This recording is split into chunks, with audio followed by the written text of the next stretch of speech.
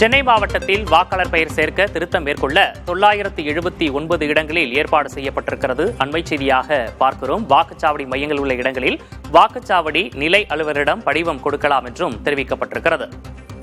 சென்னை மாவட்டத்தில் 16 தொகுதிகளில் 14 லட்சம் பெயர்கள் எஸ்ஐஆர் மூலம் நீக்கப்பட்டிருந்த நிலையில் தற்போது இந்த அறிவிப்பு வெளியாகி இருப்பது முக்கியத்துவம் வாய்ந்ததாக பார்க்கப்படுகிறது.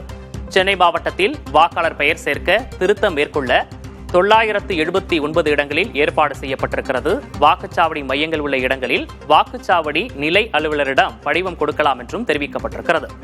சென்னை மாவட்டத்தில் உள்ள 16 தொகுதிகளில் 14 லட்சம் பெயர்கள் எஸ்ஐஆர் மூலம் நீக்கப்பட்டிருந்த நிலையில் இந்த அறிவிப்பு தற்போது வெளியாகி இருக்கிறது.